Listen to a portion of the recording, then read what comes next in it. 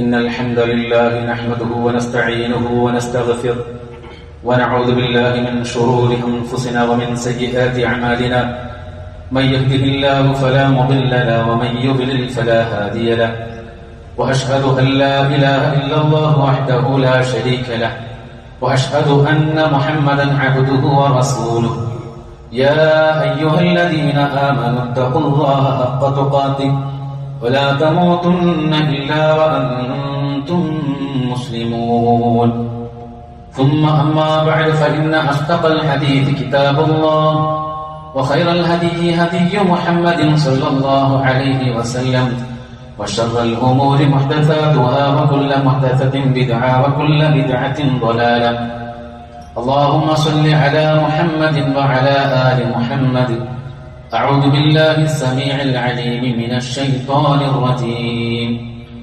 ولكم في القصاص حياة يا أولي الألباب لعلكم تتقون اتقوا الله عباد الله പ്രിയമുള്ള സഹോദരങ്ങളെ സഹോദരിമാരെ, സർവ്വലോകരക്ഷിതാവായ സർവാധിനാഥനായ റബ്ബിന്റെ നിയമനിർദ്ദേശങ്ങൾ ജീവിതത്തിൽ ഉടനീളം പാലിക്കുവാൻ എന്നോടും നിങ്ങളോടും ആമുഖമായി ഓർമ്മപ്പെടുത്തുകയാണ്.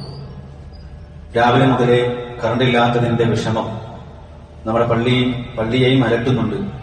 അതുകൊണ്ട് തന്നെ ഈ സംസാരം മൈക്രോഫോണിലൂടെയുള്ള ഈ സംസാരം നിലയ്ക്കാതിരിക്കുവാൻ വേണ്ടിയാണ് അഡ്വാൻസായി ഫാൻ ഓഫ് ചെയ്ത് വെച്ചിരിക്കുന്നത്. അതുകൊണ്ട് എല്ലാവരും ഒന്ന് സഹകരിക്കുകയും ക്ഷമയോടുകൂടി ഇരിക്കുകയും ചെയ്യണം എന്നും കൂടി ഓർമ്മപ്പെടുത്തുകയാണ്. സഹോദരങ്ങളെ, രക്തം തണുത്തുറഞ്ഞ് കട്ട പിടിക്കുന്ന വിറങ്ങലിക്കുന്ന വാർത്തകളാണ് ഓരോ ദിവസവും നമ്മെ തേടി എത്തിക്കൊണ്ടിരിക്കുന്നത്. കൊലപാതകങ്ങളല്ല, കൊലപാതകങ്ങളുടെ പരമ്പരകളാണ് നമ്മുടെ ഈ നാട്ടിൽ അരങ്ങേറിക്കൊണ്ടിരിക്കുന്നത്. സഹോദരങ്ങളെ, കേട്ടാൽ വിശ്വസിക്കാൻ പോലും പ്രയാസമാകുന്ന നിസ്സാരമായ കാരണങ്ങളാണ് പല കൊലപാതകങ്ങൾക്കും പിന്നിൽ നിരത്തുന്നത് എന്നതും വളരെ ഗൗരവത്തോടു കൂടി നാം ആലോചിക്കേണ്ടുന്ന കാര്യങ്ങളാണ്.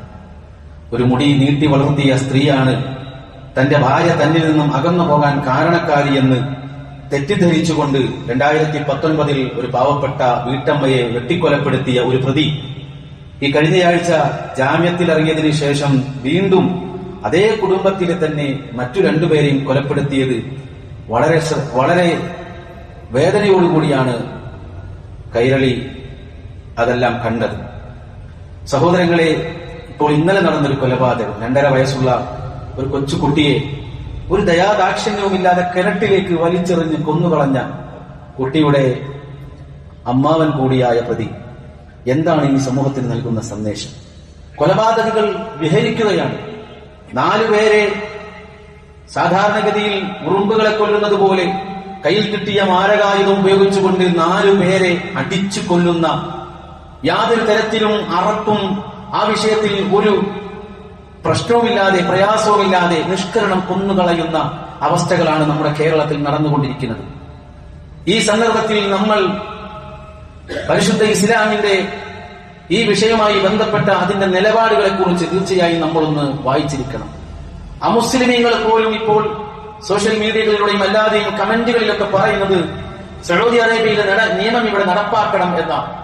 കൊന്നവനെ അവന് ജയിലിൽ വർഷങ്ങളോളം ആഹാരം സുഭിക്ഷമായി കൊടുത്ത് ഇവിടുത്തെ ഒരു സാധാരണക്കാരനോ ഒരു മധ്യ കുടുംബമോ ഒരു മിഡിൽ കുടുംബമോ ഫാമിലിയോ കഴിക്കാൻ അവർക്ക് കിട്ടാത്ത മട്ടൻ പോലെയുള്ള ആഹാരങ്ങളൊക്കെ കൊടുത്ത് അവരെ കൊഴിപ്പിച്ചെടുത്ത് അങ്ങനെ ഏതെങ്കിലും ഒരു കാലഘട്ടത്തിൽ ഈ കൊലപാതകങ്ങളെ ജാമ്യത്തിന്റെയും പരോളിന്റെയും ആനുകൂല്യത്തിൽ സമൂഹത്തിലേക്ക് തുറന്നുവിട്ട് അവരെ ജീവിക്കുവാൻ സ്വൈര്യവിഹാരം നടത്തുവാൻ നമ്മുടെ നാട്ടിൽ കുറെ ആളുകൾ അത്തരത്തിലുമൊക്കെ പ്രവർത്തിക്കുന്നുണ്ട്.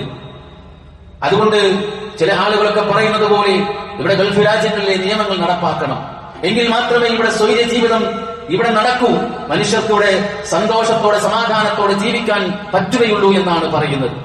എന്താണ് ഈ ഗൾഫിലെ നിയമം? ഗൾഫിലേക്ക് മാത്രമായിട്ടൊരു നിയമമില്ല. ഗൾഫിലെ നിയമം എന്ന് പറയുന്നത് ഇസ്ലാമിന്റെ നിയമമാണ്. കൊന്നവനെ കൊല്ലുക എന്ന നിയമം ഇസ്ലാമിനെ സംബന്ധിച്ചിടത്തോളം എല്ലാവരെയും കൊല്ലുക, എല്ലാവരും വകവരുത്തുക എന്ന നിയമം, അത്തരം കാടൻ നിയമങ്ങളൊന്നും ഇസ്ലാമിലില്ല. കൊലപാതകങ്ങൾ തന്നെ പരിശോധിച്ച് അത് ബോധപൂർവമായ കൊലപാതകമാണോ അതല്ല അബദ്ധം സംഭവിച്ച കൊലപാതകമാണോ എന്ന് പരിശോധിച്ച് അതിനനുസരിച്ച് തീർപ്പ് കൽപ്പിക്കാൻ ഇസ്ലാമിക കോടതികൾക്ക് ഇസ്ലാമിക ശരീഅത്ത് അവസരം നൽകുന്നുണ്ട്. എന്ന് മാത്രമല്ല, കട്ടവന്റെ കൈ മുറിക്കാൻ ഇസ്ലാം പറയുന്നുണ്ട്. കട്ടവന്റെ കൈ മുറിക്കണം. പക്ഷേ കട്ടവന്റെ കൈ മുറിക്കുമ്പോൾ അവൻ മോഷ്ടിക്കാനുണ്ടായ സാഹചര്യത്തെയും നിങ്ങൾ പരിഗണിക്കണമെന്നും ഇസ്ലാം പഠിപ്പിച്ചു. ഉമർ ബിൻ ഖത്താബിന്റെ കാലഘട്ടത്തിൽ ഒരു മനുഷ്യൻ മോഷണ കുറ്റത്തിന് പിടിക്കപ്പെട്ടു.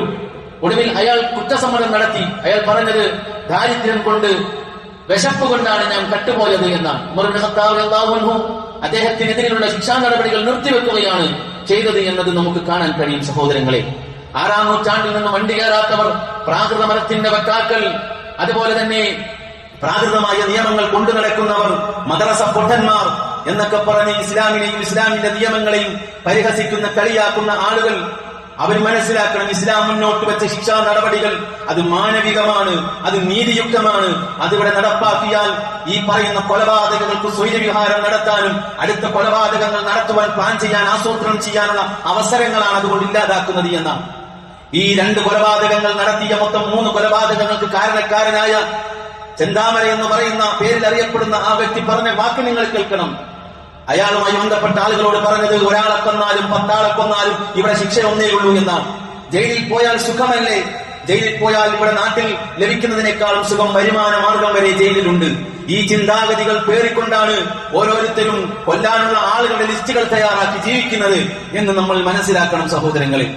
ഈ സന്ദർഭത്തിൽ ഇസ്ലാം എന്താണ് പറഞ്ഞിട്ടുള്ളത്? പരിശുദ്ധ ഇസ്ലാം പറഞ്ഞത്, വലക്കും ഫിൽ ഖിസാസി ഹയാത്തുൻ യാ ഉലിൽ അൽബാബ് ലഅല്ലക്കും തത്തഖൂൻ.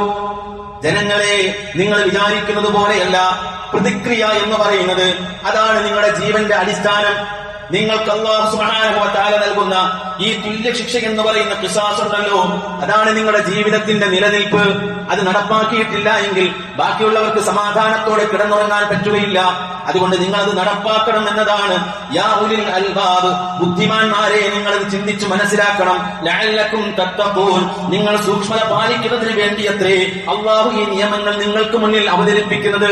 അതിന്റെ തൊട്ടു മുന്നിലുള്ള പരിശുദ്ധ ഖുർആനിലെ 2-ാം അധ്യായം സൂറത്തുൽ ബഖറയിലെ 178-ാമത്തെ വചനത്തിലൂടെ അല്ലാഹു പറഞ്ഞിട്ടുണ്ട്, യാ അയ്യുഹല്ലദീന ആമനൂ, അല്ലയോ വിശ്വാസികളെ, ഈമാനുള്ളവരെ, കുതിബ അലൈക്കുമുൽ ഖിസാസു ഫിൽ ഖത്ല അൽ ഹർറു ബിൽ ഹർരി വൽ അബ്ദു ബിൽ അബ്ദി വൽ ഉൻസാ ബിൽ ഉൻസാ ഫമൻ ഉഫിയ ലഹു മിൻ അഖീഹി ശൈഉൻ ഫത്തിബാഉൻ ബിൽ മഅറൂഫ് വഅദാഉൻ ഇലൈഹി ബിഇഹ്സാൻ ദാലിക തഖ്ഫീഫുൻ മിർ റബ്ബിക്കും വറഹ്മ ഫമൻ ഇഅ്തദാ ബഅദ ദാലിക ഫലഹു അദാബുൻ അലീം. വിശ്വാസികളെ, കൊല ചെയ്യപ്പെടുന്നവരുടെ കാര്യത്തിൽ തുല്യ ശിക്ഷ നടപ്പാക്കുക എന്നത് നിങ്ങൾക്ക് നിയമമാക്കപ്പെട്ടിരിക്കുന്നു. കൊല ചെയ്യപ്പെട്ടവൻ അവനോടുള്ള നീതിയാണ്. കൊന്ന ഘാതകനെയും നിയമപ്രകാരം ഇവിടെയുള്ള വ്യവസ്ഥകൾക്കനുസരിച്ച് ഭരണകൂടം അവരെയും കൊല്ലുക എന്നത്. സ്വതന്ത്രന് പകരം സ്വതന്ത്രനെ, അടിമയ്ക്ക് പകരം അടിമയെ, സ്ത്രീക്ക് പകരം സ്ത്രീയെ അവർ കൊല്ലപ്പെടേണ്ടതാണ്. ഇനി അവൻ ആ കൊലയാളിക്ക് തന്റെ സഹോദരന്റെ പക്ഷത്തു നിന്ന് വല്ല ഇളവും ലഭിക്കുകയാണെങ്കിൽ, അഥവാ ഈ കൊല ചെയ്യപ്പെട്ട വ്യക്തിയുടെ ആ കുടുംബത്തിൽ നിന്ന് കൊലപാതകയ്ക്ക് എന്തെങ്കിലും മാപ്പോ അതല്ലെങ്കിൽ നഷ്ടപരിഹാരം വാങ്ങി അയാൾക്ക് വിട്ടുകൊടുക്കാൻ, പുറത്തു കൊടുക്കാൻ പോലെയുള്ള കാര്യങ്ങൾ സ്വീകരിക്കാൻ തയ്യാറാണെങ്കിൽ മര്യാദയോടെയുള്ള വഴി സ്വീകരിക്കുകയും ആ കൊലപാതകി നല്ല രീതിയിൽ അവന് നഷ്ടപരിഹാരം കൊടുത്തു വിട്ടുകയും ചെയ്യേണ്ടതാണ്. നിങ്ങളുടെ രക്ഷിതാവിങ്കിൽ നിന്നുള്ളൊരു വിട്ടുവീഴ്ചയും കാരുണ്യവുമാണിത്. അതിനുശേഷം ആരെങ്കിലും അതിക്രമം പ്രവർത്തിക്കുകയാണെങ്കിൽ അതിന് വേദനയേറിയ ശിക്ഷയുണ്ടായിരിക്കുമെന്ന് അല്ലാഹു സുബ്ഹാനഹു വ തആല പറയുന്നത്. സഹോദരങ്ങളെ, ഈ സന്ദർഭത്തിൽ നമ്മൾ മനസ്സിലാക്കേണ്ടതുണ്ട്. ഒന്നാമതായി നമ്മൾ മനസ്സിലാക്കണം, അന്യായമായ കൊലപാതകം ഇസ്ലാം നിഷിദ്ധമാക്കിയ ഒരു കാര്യമാണ്. കാരണം അന്യായമായി കൊലപ്പെടുത്തുന്നത് ഈ ലോകത്തുള്ള മനുഷ്യരാശിയെ മുഴുവനും കൊല്ലുന്നതിന് തുല്യമെന്നാണ് പരിശുദ്ധ ഖുർആൻ നമ്മോട് പറഞ്ഞിട്ടുള്ളത്. മൻ ഖതല നഫ്സൻ ബിഗൈരി നഫ്സിൻ ഔ ഫസാദിൻ ഫിൽ അർളി ഫകഅന്നമാ ഖതലന്നാസ ജമീഅ. 5-ാം അധ്യായം സൂറത്തുൽ മാഇദയിലെ 32-ാമത്തെ വചനമാണ്. മറ്റൊരാളെ കൊന്നതിന് പകരമായോ ഭൂമിയിൽ കുഴപ്പമുണ്ടാക്കിയതിന്റെ പേരിലോ അല്ലാതെ വല്ലവനും ഒരാളെ കൊലപ്പെടുത്തിയാൽ അത് മനുഷ്യരെ മുഴുവൻ കൊലപ്പെടുത്തിയതിന് തുല്യമാണ്. സാധാരണഗതിയിൽ ഒരു മനുഷ്യന്, നിരപരാധിയായ ഒരു മനുഷ്യനെ കൊല്ലാൻ പാടില്ല. എന്നാൽ കൊല്ലപ്പെടേണ്ട ആളുകളുണ്ട്. ആ ആളുകളെ കുറിച്ചും അല്ലാഹു പറഞ്ഞു തന്നു. ഒന്നുകിൽ അവൻ ഒരു മനുഷ്യനെ കൊന്നവനായിരിക്കണം. അങ്ങനെ ഭരണകൂടം അതല്ലെങ്കിൽ നീതിന്യായ വ്യവസ്ഥ അവൻ കുറ്റക്കാരനാണെന്ന് അവിടെ പ്രഖ്യാപിച്ചു കഴിഞ്ഞാൽ, അതല്ലെങ്കിൽ ഭൂമിയിൽ കുഴപ്പങ്ങൾ ഉണ്ടാക്കി, കലാപങ്ങൾ ഉണ്ടാക്കി, അങ്ങനത്തെ ആ രൂപത്തിലുള്ള ഈ ഫിത്നകൾ ഉണ്ടാക്കി നടന്നവരാണെങ്കിൽ, കുഴപ്പങ്ങൾ ഉണ്ടാക്കാൻ നേതൃത്വം കൊടുത്തവരാണെങ്കിൽ ജനങ്ങൾ തമ്മിൽ കൂട്ടിയടിക്കാൻ വേണ്ടുന്ന ഒത്താശകൾ ചെയ്തു കൊടുത്തവനാണെങ്കിൽ ഭരണകൂടത്തിന് അവനെ പിടിച്ചിട്ട് വിചാരണ ചെയ്തിട്ട് അവനെയും ഈ രൂപത്തിൽ കൊലപ്പെടുത്താൻ ഭരണകൂടത്തിന് അധികാരമുണ്ട്, ഇസ്ലാമിക കോടതിക്ക് അധികാരമുണ്ട് സഹോദരങ്ങളെ. അതല്ലാതെ അള്ളാഹു പരിപാവനമാക്കിയ ഒരു ജീവനെയും ന്യായപ്രകാരമല്ലാതെ നിങ്ങൾ ഹനിച്ചു കളയല്ലേ എന്നാണ് അള്ളാഹു സുബ്ഹാനഹു വ തആല നമുക്ക് പറഞ്ഞു തന്നിട്ടുള്ളത്. ആരന്യായമായി കൊല നടത്തിയാലും അതിന്റെ ഒരു ഓഹരി ആദ്യത്തെ കൊലപാതകയ്ക്ക് ലഭിക്കുമെന്നും ഇസ്ലാം നമ്മോട് പറയുന്നുണ്ട്. നമുക്കറിയാം, ലോകത്ത് ഏതൊരു കൊലപാതകം നടന്നാലും മാമിൻ നഫ്സിൻ തുഖ്തലു ദുൽമൻ ഇല്ലാ കാന അല ബിനി ആദമ കിഫ്ലുൻ മിൻ ദമിഹാ വദാലിക ലിഅന്നഹു അവ്വലു മൻ അസന്നൽ ഖത്ല. അബ്ദുല്ലാഹ് ഇബ്നു മസ്ഊദ് റളിയല്ലാഹു അൻഹുവിൽ നിന്ന് നിവേദനം ചെയ്യുന്ന ഇമാം തുർമുദി ഉദ്ധരിച്ച ഹദീസിൽ കാണാൻ കഴിയും, നബി സല്ലല്ലാഹു അലൈഹി വസല്ലമ പറഞ്ഞിരിക്കുന്നു, ഏതൊരാളും അക്രമമായി കൊല്ലപ്പെടുന്ന പക്ഷം ആ രക്തത്തിൽ അഥവാ ആ രക്തം ചിന്തിയ ശിക്ഷയുടെ വിഷയത്തിൽ നിന്ന് ഒരു പങ്ക് ആദമിന്റെ ഒന്നാമത്തെ പുത്രന്റെ മേൽ ഇല്ലാതിരിക്കുകയില്ല.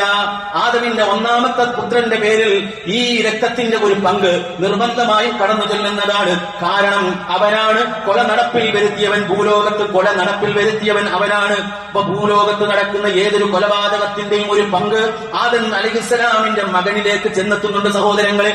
ഇങ്ങനെ ഓരോ വിഷയത്തിലും ദുനിയാവിൽ നമ്മളൊരു തിന്മ തുടങ്ങി വെച്ചാൽ ആ തിന്മ നമ്മൾ തുടങ്ങിയതിന്റെ കാരണത്താൽ ആ തിന്മ ചെയ്യുന്നവർ അവർ ചെയ്യുന്നതിന്റെ ശിക്ഷയുടെ അല്ലെങ്കിൽ ചെയ്യുന്ന ആ തെറ്റിന്റെ ഓഹരി നമ്മുടെ അക്കൗണ്ടിലേക്ക് വരും എന്നതാണ് ഈ വിഷയവുമായി ബന്ധപ്പെട്ട് നമ്മൾ മനസ്സിലാക്കേണ്ടത്. കൊലപാതകത്തെ ഇസ്ലാം പഠിപ്പിച്ചത് സബഅൽ മുബിഖാത്ത് 7 വൻപാപങ്ങളിൽ ഏറ്റവും വലിയൊരു പാപമായിട്ടാണ്. അല്ലാഹുവിന്റെ റസൂൽ പറയുകയാണ്, ഇജ്തനിബു സബഅൽ മുബിഖാത്ത്, 7 വൻപാപങ്ങളിൽ നിന്ന് അകന്നു നിൽക്കണം. ഖാലൂ യാ റസൂലല്ലാഹ് വമാ ഹുന്ന, പ്രവാചകരെ ഏതൊക്കെയാണവ? പ്രവാചകൻ പറഞ്ഞു, അശ്ശിർക്കു ബില്ലാഹ്, ഒന്ന് അല്ലാഹുവിൽ പങ്കു ചേർക്കലാണ്, വസ്സിഹ്റു, അതുപോലെ തന്നെ സിഹറാണ് രണ്ടാമത്തത്, വഖത്ലുൻ നഫ്സില്ലതി ഹറമല്ലാഹു ഇല്ലാ ബിൽ ഹഖ്, പ്രവാചകൻ പറഞ്ഞു അല്ലാഹു നിഷിദ്ധമാക്കിയ ആത്മാക്കളെ അന്യായമായി കൊല്ലലാണ് മൂന്നാമത്തത്. അങ്ങനെ 7 വഴിക്ക് വഴി പ്രവാചകൻ പറഞ്ഞു കൊടുത്തത് നമുക്ക് കാണാൻ കഴിയും സഹോദരങ്ങളെ. രണ്ടാമതായി നമ്മൾ മനസ്സിലാക്കേണ്ടത്, ഇവിടെയെല്ലാം അന്യായമായ കൊലപാതകം പാടില്ല എന്നാണ്. എന്നാൽ ന്യായമായ കൊലപാതകം ഇസ്ലാം അനുവദിച്ചിട്ടുണ്ടോ? ന്യായമായ രൂപത്തിൽ ഇസ്ലാം കൊലയ്ക്ക് അനുവാദം നൽകിയിട്ടുണ്ടോ? ഉണ്ടെങ്കിൽ തന്നെ അത് ആർക്കാണ് കൊലപ്പെടുത്താനുള്ള അധികാരം? അതെല്ലാം കൃത്യമായി ഇസ്ലാം പഠിപ്പിച്ചു തന്നിട്ടുണ്ട്. അതേ ന്യായപ്രകാരമുള്ള കൊലപാതകമുണ്ട്. അതാണ് ഞാൻ നേരത്തെ പറഞ്ഞത്. മറ്റൊരാളെ കൊന്നതിന് പകരമായോ ഭൂമിയിൽ കുഴപ്പമുണ്ടാക്കിയതിന്റെ പേരിലോ അല്ലാതെയുള്ള കൊലപാതകങ്ങളാണ് അന്യായമായ കൊലപാതകം. മറ്റൊരാളെ കൊന്നതിന് പകരമായോ ഭൂമിയിൽ കുഴപ്പമുണ്ടാക്കുന്നതിന്റെ പേരിലോ ഉള്ള കൊലപാതകങ്ങളാണ് ന്യായമായ കൊലപാതകം. അത് രണ്ടും വേർതിരിച്ച് നമ്മൾ മനസ്സിലാക്കണം. ഇവിടെയാണ് ഇസ്ലാമിന്റെ പ്രതിക്രിയ എന്ന, ഖിസാസ് എന്ന, തുല്യശിക്ഷ എന്ന ഇസ്ലാമിന്റെ സാർവലൗകികമായ ആ നീതിയുടെ അധ്യായം കടന്നു വരുന്നത്. നബി സല്ലല്ലാഹു അലൈഹി വസല്ലമയുടെ മുന്നേ തന്നെ ഈ നിയമങ്ങളെല്ലാം ഉണ്ടായിരുന്നു. വേദക്കാർക്ക്, ജൂതന്മാർക്ക്, നസാറാക്കൾക്ക് അവർക്കൊക്കെയും ഈ നിയമങ്ങൾ ബാധകമായിരുന്നു. മൂസാ നബി അലൈഹി ഇസ്ലാമിന് അവതരിക്കപ്പെട്ട തൗറാത്തിൽ, തോറയിൽ ഈ നിയമങ്ങൾ പറഞ്ഞിട്ടുണ്ട്. അല്ലാഹുവിന്റെ പരിശുദ്ധ ഖുർആൻ പറഞ്ഞതുപോലെ, വഖതബനാ അലൈഹിം ഫീഹാ അന്നൻ നഫ്സ ബിൻ നഫ്സി വൽ ഐന ബിൽ ഐനി വൽ അൻഫ ബിൽ അൻഫി വൽ ഉദ്ന ബിൽ ഉദ്നി വസ്സിന്ന ബിസ് സിന്നി വൽ ജുർഹ ഖിസാസ് ഫമൻ തസദ്ദഖ ബിഹി ഫഹുവ കഫാറത്തുൻ ലഹു വമൻ ലം യഹ്കും ബിമാ അൻസലല്ലാഹ് ഫഉലൈക ഹുമുൽ ളാലിമൂൻ. ജീവന് ജീവൻ, കണ്ണിന് കണ്ണ്, മൂക്കിന് മൂക്ക്, ചെവിക്ക് ചെവി, പല്ലിന് പല്ല്, മുറിവുകൾക്ക് തത്തുല്യമായ രൂപത്തിലുള്ള പ്രതിക്രിയ എന്നിങ്ങനെയാണ് തൗറാത്തിൽ അല്ലാഹു നിയമമായി വെച്ചിട്ടുള്ളത് എന്ന് അള്ളാഹു നമുക്ക് പറഞ്ഞു തരികയാണ് സഹോദരങ്ങളെ. നോക്കൂ നിങ്ങൾ, പരിശുദ്ധ ഖുർആനിൽ അള്ളാഹു ഞാൻ നേരത്തെ സൂചിപ്പിച്ച സൂറത്തുൽ ബഖറയിലെ 178 വചനത്തിലും 79 വചനത്തിലും അള്ളാഹു പറഞ്ഞതും അപ്രകാരം തന്നെയാണ്. മനുഷ്യരെ, നിങ്ങളെ സംബന്ധിച്ചിടത്തോളം നിങ്ങൾക്ക് ഈ പ്രതിക്രിയ എന്ന് പറയുന്ന തുല്യശിക്ഷ, ആ തുല്യശിക്ഷ ഖിസാസുൻ ഹയാത്തുൻ യാ ഉലിൽ അൽബാബ്, ബുദ്ധിയുള്ളവരെ നിങ്ങൾക്കതിലാണ് നിങ്ങളുടെ സുരക്ഷ, നിങ്ങൾക്കതിലാണ് നിങ്ങളുടെ ജീവിതമുള്ളത്, ജീവനുള്ളത്. ആ രൂപത്തിലാണ് നിങ്ങൾ അതിനെ മനസ്സിലാക്കേണ്ടത് എന്നതാണ്. മുൻകാലങ്ങളിലൊക്കെ മേലേക്കിടയിലുള്ള ആളുകളെ ഒഴിവാക്കുകയും താഴേക്കിടയിലുള്ളവർക്ക് മേൽ നിയമങ്ങൾ നടപ്പിലാക്കുകയും ചെയ്യുന്ന കാട്ടുനീതി ഉണ്ടായിരുന്നു. ഇസ്ലാം കടന്നു വന്നിട്ട് പറഞ്ഞു, അത്തരത്തിലുള്ള നിയമങ്ങളൊന്നും തന്നെ ഇസ്ലാം അംഗീകരിക്കുന്നില്ല. എത്ര വലിയ കൊലകൊമ്പനാണെങ്കിലും, ഏത് വലിയ ഭോജരാജാവാണെങ്കിലും തെറ്റ് ചെയ്തോ ശിക്ഷിക്കപ്പെടാം. ആരുടെയും ശുപാർശ അവിടെ അംഗീകരിക്കപ്പെടുകയില്ല. ലോകത്തിന്റെ പ്രവാചകന്റെ അടുക്കിലേക്ക് മോശനക്കുറ്റം ചുമത്തപ്പെട്ട ഒരു ജൂത സ്ത്രീയെ കൊണ്ടുവരപ്പെടുകയാണ്. അവർക്ക് വേണ്ടി വക്കാലത്ത് വിളിക്കാൻ ഒരു സഹാബിയും കടന്നു വന്ന ചരിത്രമുണ്ട്. വിശദമാണ് ഞാനതവിടെ പറയുന്നത്. പറയുന്നില്ല. ഒടുവിൽ അല്ലാഹുവിന്റെ റസൂൽ ആ സ്വഹാബിയുടെ നേർക്ക് പ്രവാചകൻ ദേഷ്യത്തോടുകൂടി സംസാരിച്ചതും നമുക്ക് കാണാൻ കഴിയും. സഹോദരങ്ങളെ, അല്ലാഹുവിന്റെ നിയമത്തെ ലഘൂകരിക്കാൻ, പടച്ചറപ്പിന്റെ നിയമത്തെ അട്ടിമറിക്കാനാണോ നീ എന്റെ അടുക്കൽ വന്നതെന്നതുവരെ പ്രവാചകൻ അദ്ദേഹത്തോട് ചോദിച്ചിട്ടുണ്ട് എങ്കിൽ സഹോദരങ്ങളെ, അതാണ് ഇസ്ലാം മുന്നോട്ട് വെക്കുന്ന നീതിയുടെ അധ്യായം, നീതിയുടെ പാഠം. ആ രൂപത്തിൽ ഇസ്ലാമിന് മനസ്സിലാക്കണം. ഇപ്പൊ നമുക്കറിയാം, പല ആളുകളും ഗൾഫിലെ നിയമം ഇവിടെ കൊണ്ടുവരണം, ഗൾഫിലെ നിയമം കൊണ്ടുവരണം എന്നൊക്കെ പറയുന്നുണ്ട്. എന്താ സഹോദരങ്ങളെ, ഇസ്ലാമിന്റെ നിയമത്തിന്റെ പ്രത്യേകത എന്തെന്നറിയുമോ? നിരപരാധി ഒരിക്കലും അപരാധിയാകുകയില്ല എന്നതാണ്. നിരപരാധി ഒരിക്കലും അപരാധിയാവുകയില്ല. അത് കൊലപാതകത്തിന്റെ വിഷയത്തിലല്ല, ഞാൻ നേരത്തെ പറഞ്ഞു മോഷണത്തിന്റെ വിഷയത്തിൽ. മോഷണത്തിന്റെ വിഷയത്തിൽ ഒരിക്കൽ ഒരാളെ പിടിക്കപ്പെട്ടാൽ പോലും അയാൾ ആ മോഷ്ടിക്കാനുണ്ടായ സാഹചര്യത്തെ കോടതി പരിഗണിക്കണമെന്നതാണ്. ഉമർ ഇബ്നു ഖത്താബിന്റെ കാലഘട്ടത്തിൽ നടന്ന സംഭവം ഞാൻ ഇവിടെ തെളിവായി ഉദ്ധരിച്ചിട്ടുണ്ട്. അതുപോലെ തന്നെ സഹോദരങ്ങളെ, വ്യഭിചാരം ഒരു മഹാപാതകമാണെന്ന് നമുക്കറിയാം. വിവാഹം കഴിച്ചവരാണോ വ്യഭിചാരികൾ? അവരെ എറിഞ്ഞുകൊള്ളണം. ഇസ്ലാം നടപ്പാക്കിയിട്ടുണ്ട്, പ്രവാചകന്റെ കാലഘട്ടത്തിൽ നടപ്പാക്കിയിട്ടുള്ളത്. അവിവാഹിതരാണോ വ്യഭിചാരികൾ? അവരെ 100 അടി അടിക്കണം. ഇസ്ലാം പരിശുദ്ധ ഖുർആൻ 24-ാം അധ്യായം സൂറത്തുൻ നൂറിൽ അല്ലാഹു പറഞ്ഞതാണ്. ഇനിയോ വ്യഭിചാരാരോപണം എന്ന് പറയുന്നത് അത് ഏറ്റവും വലിയ ഗുരുതരമായ ഒരു പാതകമാണ്. വ്യഭിചാരം പോലെ പാതകമാണ് വ്യഭിചാരാരോപണവും. ഇസ്ലാം എന്താ അതിനെ കുറിച്ച് പറയുന്നത്? ഒരാളെ വ്യഭിചരിച്ചു എന്ന് പറഞ്ഞിട്ട് ഞാൻ കണ്ടു, നേരെ ചെന്ന് ഭരണാധികാരിയോട്, ജുഡീഷ്യറിയോട് ഞാൻ പറയാണ് ഇന്നയാള് വ്യഭിചരിച്ചു എങ്കിൽ സഹോദരങ്ങളെ, ജുഡീഷ്യറി എന്നോട് ചോദിക്കും, ബാക്കി 3 പേരെവിടെ? നീ മാത്രം കണ്ടതുകൊണ്ട് കാര്യമില്ല, ബാക്കി 3 പേരെവിടെ എന്ന് ജുഡീഷ്യറി ചോദിക്കും. എങ്കിൽ 4 പേരുണ്ടെങ്കിലേ ഒരു വ്യഭിചാരം പോലും കൃത്യമായിട്ട് കോടതിക്ക് മുന്നിൽ തെളിയിക്കാൻ നമുക്ക് സാധിക്കുകയുള്ളൂ. പ്രവാചകന്റെ മുന്നിൽ അല്ലാഹുവിന്റെ റസൂല് ഒരാളോട് പറയാണ്, 4 സാക്ഷികൾ വേണം വ്യഭിചാരം നടത്തുന്നതായിട്ട്. കണ്ണുകൊണ്ട് കാണുന്ന 4 സാക്ഷികൾ. ആ രൂപത്തിലായിരിക്കണം വ്യഭിചാരാരോപണം ഇസ്ലാമിക കോടതികൾ കൈകാര്യം, അല്ലെങ്കിൽ അത് പ്രചരിപ്പിക്കേണ്ടത്, അതല്ലെങ്കിൽ ഉത്തരവാദിത്തപ്പെട്ടവരോട് പറയേണ്ടത്. അല്ലാഹുവിന്റെ റസൂൽ സല്ലല്ലാഹു അലൈഹി വസല്ലമയോട് ഈ സഹാബി ചോദിക്കുന്നുണ്ട്, അല്ലാഹുവിന്റെ റസൂലേ, 4 പേരില്ലെങ്കിലോ? നിന്നെ അടിക്കുന്നതാണ്.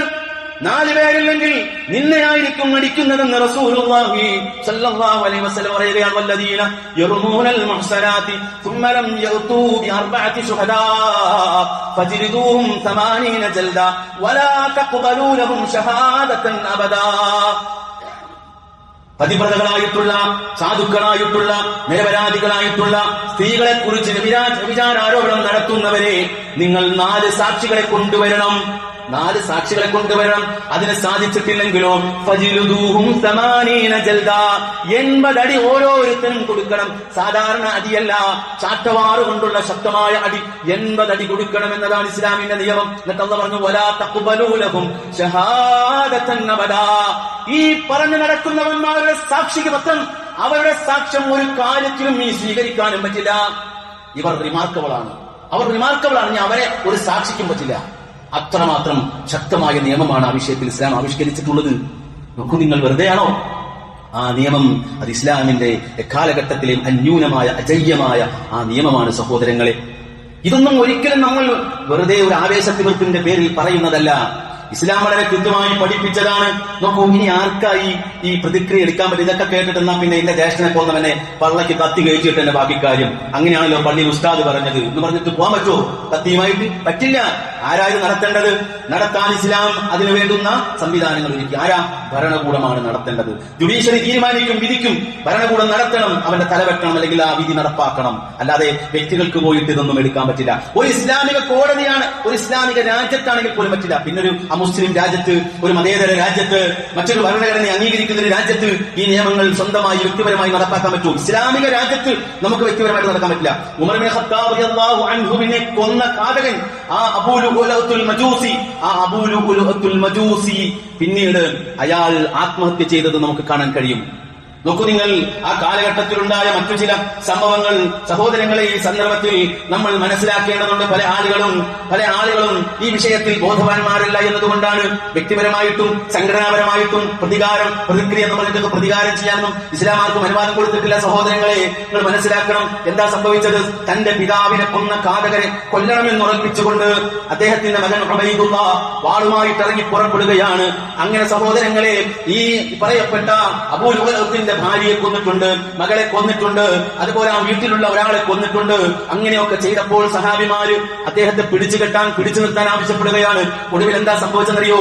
ഇദ്ദേഹത്തിനെ ഈ കൊലപാതകത്തിൽ പങ്കില്ലാത്ത ആളുകളെ കൊന്നതിന്റെ പേരിൽ മഹാനായ ഉമർ ഇബ്നു ഖത്താബിന്റെ മകനെ കൊല്ലാനായി സഹാബികൾ രണ്ടഭിപ്രായത്തിലെത്തി എന്നുള്ളതാണ്. അലി ഇബ്നു അബീ ത്വാലിബ് അടക്കമുള്ള ആളുകൾ പറഞ്ഞു അദ്ദേഹത്തെയും കൊല്ലണം, ഇസ്ലാമിന്റെ നിയമം അതാണ്. നിയമം കയ്യിലെടുക്കാൻ ഇസ്ലാം ആരെയും അനുവദിച്ചിട്ടില്ല, അത് ഭരണകൂടമാണ് നിർവഹിക്കേണ്ടത്. ആലോചിച്ച് നോക്കിങ്ങൾ, വേറെ വിഷയങ്ങളിലേക്ക് അത് പോകും. ഒടുവിൽ പിന്നെ ബ്ലഡ് മണി കൊടുക്കാൻ തീരുമാനിച്ചു. ആ ബ്ലഡ് മണി ഉസ്മാൻ ഇബ്നു അഫ്ഫാൻ റളിയല്ലാഹു അൻഹു ആണ് കൊടുത്തത് എന്ന് നമുക്ക് കാണാൻ കഴിയും. അതൊരു നീണ്ട ചരിത്രമാണ്. ഇതാണ് ഇസ്ലാം പഠിപ്പിക്കുന്നത്. അതല്ലാതെ ആർക്കും എന്തും കയറി ചെയ്യാമെന്ന അർത്ഥത്തിലല്ല സഹോദരങ്ങളെ. നോക്കൂ നിങ്ങൾ, ബ്ലഡ് മണി എന്നൊരു സമ്പ്രദായമുണ്ട് ഇസ്ലാമിൽ. എന്താ ബ്ലഡ് മണി എന്ന് പറഞ്ഞാൽ? നഷ്ടപരിഹാര തുകയാണ്. കോടതിക്ക് വിധിക്കാൻ പറ്റും, ഇന്നയാൾ കൊലപാതകയാണ്, അയാളെ പിന്നെ തലവെട്ടുവാൻ കോടതിക്ക് വിധിക്കാൻ അധികാരമുണ്ട്. പക്ഷെ നടപ്പാക്കണോ വേണ്ട എന്ന് തീരുമാനിക്കുന്നത് ഈ കൊല ചെയ്യപ്പെട്ടവന്റെ ബന്ധുക്കൾ അവർ സമ്മതം കൊടുത്തിട്ടാകണം. അങ്ങനെയാണ്. കൊല ചെയ്യപ്പെട്ടവന്റെ ബന്ധുക്കൾ പറയാണ്, ഞങ്ങളെ സംബന്ധിച്ചിടത്തോളം ഞങ്ങൾ ഒരു വിട്ടുവീഴ്ചയ്ക്ക് തയ്യാറല്ല, ഞങ്ങൾക്ക് നഷ്ടപരിഹാര തുക വേണ്ട, ഞങ്ങളുടെ കുട്ടിയെ കൊന്നവനെ കൊന്നുകളയുക, വേറെ ഒന്നുമില്ല. എന്നാൽ പിന്നെ നടപ്പാക്കുക പറ്റൂ, വേറെ ഒരു രക്ഷയുമില്ല സഹോദരങ്ങൾ. അല്ല, ബ്ലഡ് മണി സ്വീകരിക്കാൻ തയ്യാറാണെങ്കിൽ അവന്റെ ബന്ധുക്കൾ, ഈ കൊലപാതകരുടെ ബന്ധുക്കൾക്ക് ബ്ലഡ് മണി സംഘടിപ്പിച്ചിട്ട് ഈ കൊല ചെയ്യപ്പെട്ടവന്റെ ബന്ധുക്കൾക്ക് കൈമാറാം. കാരണം ഈ കൊല ചെയ്യപ്പെട്ടവന്റെ വീട് അരക്ഷിതാവസ്ഥയുണ്ടാകും, അവനെ ആശ്രയിച്ച് കഴിയുന്നവരുണ്ടാവും, അവർക്ക് ആ പൈസ വീതിച്ചു കൊടുക്കണം. ഇനി കൊലപാതകയുടെ വീട്ടുകാർക്ക് അതിന് സാധിക്കുന്നില്ല, അത് സംഘടിപ്പിക്കാൻ ഭീമമായ തുക സംഘടിപ്പിക്കാൻ സാധിക്കുന്നില്ല. എന്തു വേണം? അതിനു വേണ്ടിയിട്ട് വേണമെങ്കിൽ ആർക്കും സഹായിക്കാം, ഭരണാധികാരികൾക്ക് വരെ വേണമെങ്കിൽ സഹായിക്കാം. ഇസ്ലാം പറയുന്നത് ഒരാളെ കൊല്ലാതിരിക്കാനാണ് നോക്കുന്നത്, മനസ്സിലാണ്ടോ? അല്ലാതെ വെറുതെ വാളും പിടിച്ചിങ്ങനെ നിൽക്കാണ്, നിസ്കാരം കഴിഞ്ഞിട്ട് ആരാചാര്യ വാളും പിടിച്ചിങ്ങനെ തലവെട്ടാൻ നിൽക്കല്ല. ഒരാളെ കൊല്ലാതിരിക്കാൻ ഏതൊക്കെ പഴുതുകളുണ്ടോ ആ പഴുതുകളെല്ലാം നോക്കും. എന്നിട്ട് അതൊന്നും നടക്കണില്ലെങ്കിൽ മാത്രമാണ് ഈ പറയുന്ന ശിക്ഷ നടപ്പാക്കുകയുള്ളൂ സഹോദരങ്ങൾ. നിങ്ങൾക്കറിയാം, അബ്ദുള്ള രാജാവ് 23 ലക്ഷം റിയാല് ഫിലിപ്പൈനിയായ ഒരു വ്യക്തിക്ക് ബ്ലഡ് മണിയായി കൊടുത്തിട്ടുണ്ട്. 30 ലക്ഷം റിയാല് കൊല ചെയ്യപ്പെട്ടവന്റെ ബന്ധുക്കൾ ആവശ്യപ്പെട്ടു. 7 ലക്ഷം റിയാല് ഈ ഫിലിപ്പൈനിക്ക് സംഘടിപ്പിക്കാൻ പറ്റിയിട്ടുള്ളൂ. 23 ലക്ഷം റിയാല് സൗദി അറേബ്യയിൽ നേരത്തെ ഭരിച്ചിരുന്ന അബ്ദുള്ള രാജാവ് അദ്ദേഹമാണ് കൊടുത്തത്. 30 ലക്ഷം ആർ കൊടുത്തു? ഒരു സൗദിയാണ് കൊന്നത്, മനസ്സിലാക്കണം. ഒരു സൗദിയെ കൊന്നു ഫിലിപ്പൈനി. എന്നിട്ടോ ആ ഫിലിപ്പൈനിക്ക് ബ്ലഡ് മണി തയ്യാറാക്കാൻ പറ്റാത്തത് കൊണ്ട് അബ്ദുള്ള രാജാവ് കൊടുത്തിട്ടുണ്ട്. അറിയുമോ നിങ്ങൾക്ക്? അതാണ് ഇസ്ലാമിന്റെ സൗന്ദര്യം. സൗദി അറേബ്യ കേൾക്കുമ്പോഴേക്ക് ഉറഞ്ഞു തുള്ളുന്ന ആൾക്കാരുണ്ട്. അറിയുമോ സഹോദരങ്ങളെ? നിങ്ങൾക്ക് കേൾക്കണോ? ഇസ്ലാം വിധിക്കുന്ന ആ വിധിക്ക് മുന്നിൽ ഒരു കോടതിക്കും പിന്നീടൊന്നും ചെയ്യാൻ കഴിയില്ല. അനുരഞ്ജനത്തിന്റെ വാതിലുകളോ അതുപോലെയുള്ള കാര്യങ്ങളോ കോടതിക്കൊന്നും ചെയ്യാൻ പറ്റുകയില്ല. അനുരഞ്ജനത്തിന്റെ വാതിലുകൾ കൊല ചെയ്യപ്പെട്ടവന്റെ ബന്ധുക്കളിൽ മാത്രം നിക്ഷിപ്തമാണ്. നിങ്ങൾക്കറിയുമോ സഹോദരങ്ങളെ, സൗദി അറേബ്യയിൽ കോളിളക്കമുണ്ടായ ഒരു വലിയ സംഭവം നടന്നിട്ടുണ്ട്. കൊലപാതകി എത്ര ഉന്നതനാണ്, കൊലപാതകി രാജകുടുംബത്തിലെ അംഗമാണ്, കൊലപാതകിക്ക് വലിയ ഡെസിഗ്നേഷൻ ഉണ്ട്, ഹൈ പ്രൊഫൈലാണ്. ഇതൊന്നും ഇസ്ലാമിൽ കോടതി പരിഗണിക്കുന്നതല്ല. സൗദി രാജകുടുംബത്തിലെ ഒരു രാജകുമാരനെ പരസ്യമായി തലവെട്ടിയിട്ടുണ്ട് സഹോദരങ്ങളെ. അറിയുമോ നിങ്ങൾക്ക്? നോക്കൂ, നിങ്ങൾ വർഷങ്ങൾക്ക് മുമ്പ് നടന്നൊരു സംഭവമാണ്. തുർക്കി ബിൻ അൽ കബീർ രാജകുമാരൻ അയാളുടെ വധശിക്ഷ നടപ്പാക്കി. സൗദി രാജവംശത്തിന്റെ സ്ഥാപകനായ അബ്ദുൽ അസീസ് രാജാവിന്റെ പിതൃവ്യപുത്രനായ സൗദൽ കബീർ ബിൻ അബ്ദുൽ അസീസ് എന്ന് പറയുന്ന ആ രാജാവിന്റെ പേരമകനാണ് ഈ പറയുന്ന കൊലപാതകിയായ തുർക്കി അൽ കബീർ. രാജകുടുംബത്തിലെ റോയൽ ഫാമിലിയാണ്. അദ്ദേഹത്തിന്റെ തലവെട്ടിയത് 2016 സഹോദരങ്ങളെ. എന്തിനാണെന്നറിയുമോ? തന്റെ സുഹൃത്തായ ആദിൽ ബിൻ സുലൈമാൻ ആലി വഹൈമീദിനെ 4 വർഷങ്ങൾക്ക് മുമ്പ് വെടിവെച്ചു കൊന്നു എന്നതായിരുന്നു അദ്ദേഹത്തിനെതിരെയുള്ള കേസ്. നോക്കൂ നിങ്ങൾ, എത്ര ഭീമമായ സംഖ്യ ആവശ്യപ്പെട്ടാലും അത് നഷ്ടപരിഹാരമായി നൽകാൻ, മകനെ രക്ഷപ്പെടുത്താൻ രാജകുമാരന്റെ പിതാവ് റോയൽ ഫാമിലിയിലെ അംഗം സന്നദ്ധനായിരുന്നു. പക്ഷേ സഹോദരങ്ങളെ, തന്റെ മകനെ കൊന്ന രാജകുമാരനെ വധിക്കുന്നതിനപ്പുറത്തേക്ക് ഒരു വിട്ടുവീഴ്ചയ്ക്കും ആ കൂട്ടുകാരന്റെ കുടുംബം തയ്യാറായില്ല, ഒന്നും തയ്യാറായില്ല. ഒടുവിൽ എന്ത് സംഭവിച്ചു എന്നറിയുമോ? പല ഉന്നതന്മാരും ശുപാർശകൾ നടത്തി നോക്കിയെങ്കിലും അതിലൊന്നും ആ പിതാവ് വഴങ്ങിയില്ല. ഇസ്ലാമിക നീതിക്ക് മുന്നിൽ രാജകുമാരനും യാചകനുമെല്ലാം സമമാണെന്ന് വ്യക്തമാക്കിക്കൊണ്ട് 2016 ഒക്ടോബർ 16 വെള്ളിയാഴ്ച വൈകുന്നേരം അസർ നമസ്കാരം നിർവഹിച്ച ശേഷം 4:13 ആ രാജകുമാരന്റെ തലവെട്ടുകയുണ്ടായി. അതാണ് ഇസ്ലാം. ലൗ അന്ന ഫാത്തിമ ബിൻത് മുഹമ്മദ് സറഖത് ലാ ഖതഅതു യദഹാ. എന്റെ മകൾ ഫാത്തിമയാണ് മോഷ്ടിച്ചതെങ്കിൽ അവളെ കൈകാൻ പറ്റും എന്ന് പറഞ്ഞ് ഇസ്ലാമിന്റെ രാജകീയമായ നിയമത്തിന്റെ മുന്നിൽ തലകുനിക്കാൻ കഴിയില്ല സഹോദരങ്ങളെ. ഇതൊക്കെ ചരിത്രത്തിലുള്ള നമ്മുടെ കൺമുമ്പിൽ നടന്ന കാര്യങ്ങളാണ്. അതാണ് ഇസ്ലാം. ഈ നിയമമാണോ പ്രാകൃതം? ഇതാണോ അപരിഷ്കൃതം? ഇതാണോ 6-ാം നൂറ്റാണ്ടിൽ നിന്ന് വണ്ടി കയറാത്ത നിയമം? ഇതാണോ മദ്രസ പൊട്ടന്മാർ പഠിക്കുന്ന നിയമം? ഇതാണ് നീതിയുടെ, ഇതാണ് കാലം ആവശ്യപ്പെട്ട നിയമം. ഇതാണ് നമ്മൾ ആഗ്രഹിക്കുന്നത്. അല്ലാഹു സുബ്ഹാനഹു വ തആല ഈ കാര്യങ്ങൾ മനസ്സിലാക്കാൻ തൗഫീഖ് നമുക്ക് നൽകുമാറാകട്ടെ. ഇസ്ലാമിന്റെ ഈ നിയമങ്ങളെ കുറിച്ച് തെറ്റിദ്ധരിച്ച, ഇസ്ലാമിന്റെ സൗന്ദര്യത്തെ കുറിച്ചൊക്കെ തെറ്റിദ്ധരിച്ചിരിക്കുന്ന സാധുക്കൾക്ക് അല്ലാഹു സുബ്ഹാനഹു വ തആല ഇതൊക്കെ മനസ്സിലാക്കാനുള്ള അവസരങ്ങൾ അല്ലാഹു കൊടുക്കുമാറാകട്ടെ. ബിസ്മില്ലാഹിർ റഹ്മാനിർ വസ്സലാത്തു വസ്സലാമു അലാ റസൂലില്ലാഹ് വഅലാ ആലിഹി വസഹ്ബിഹി വസല്ലമ തസ്ലീമൻ കതീറ. ഇത്തഖുല്ലാഹ ഇബാദല്ലാഹ്. പ്രിയമുള്ള സഹോദരങ്ങളെ, സഹോദരിമാരെ, സർവശക്തനായ, സർവാധിനാഥനായ, സർവലോക പരിപാലകനായ റബ്ബിനെ ഭയപ്പെട്ട് ജീവിക്കുവാൻ എന്നോടും നിങ്ങളോടും ഒരിക്കൽ കൂടി ഓർമ്മപ്പെടുത്തുകയാണ്, ഉപദേശിക്കുകയാണ്. സഹോദരങ്ങളെ, നമ്മെ സംബന്ധിച്ചിടത്തോളം നമ്മുടെ വാക്കുകളും സംസാരങ്ങളും എല്ലാം തന്നെ ഒരു അതിവൈകാരികതയിലേക്ക് കടന്നു ചെല്ലുകയും പിന്നീട് കൊലപാതകത്തിലേക്ക് വരെ കൊണ്ടെത്തിക്കുന്ന ഒരുപാട് സാഹചര്യങ്ങൾ നമ്മുടെയൊക്കെ ജീവിതത്തിൽ ഉണ്ടാകാം. അതൊന്നും ഉണ്ടാകാതിരിക്കാനുള്ള ആ അവസ്ഥകൾ, അല്ലെങ്കിൽ അതിനെ പ്രതിരോധിക്കാനുള്ള മാനസികമായ ശക്തിയും ഇച്ഛാശക്തിയും ദീനീബോധവും തീർച്ചയായും നമ്മൾ നേടിയെടുക്കണം. വെറും നിസ്സാരമായ ഒരു നിമിഷത്തിലെ, ഒരു ദുർബല നിമിഷത്തിലെ ചില ചിന്തകളായിരിക്കും ഒരുപക്ഷെ ഒരു കൊലപാതകത്തിലേക്ക് നയിക്കുന്നത്.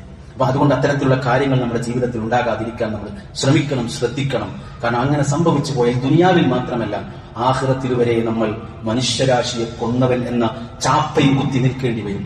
അള്ളാഹു നമുക്ക് ഖൈർ നൽകുമാറാകട്ടെ. നമ്മുടെ വാക്കും പ്രവൃത്തിയും സംസാരങ്ങളും ഒക്കെ നിയന്ത്രിക്കാൻ അള്ളാഹു നമുക്ക് തൗഫീഖ് നൽകുമാറാകട്ടെ. ദുഷ്ടശക്തികളിൽ നിന്ന് നമ്മുടെ ഈ രാജ്യത്തെ, ഈ നാടിനെ, നമ്മുടെ ഈ പ്രദേശങ്ങളെ അള്ളാഹു സംരക്ഷിക്കുമാറാകട്ടെ.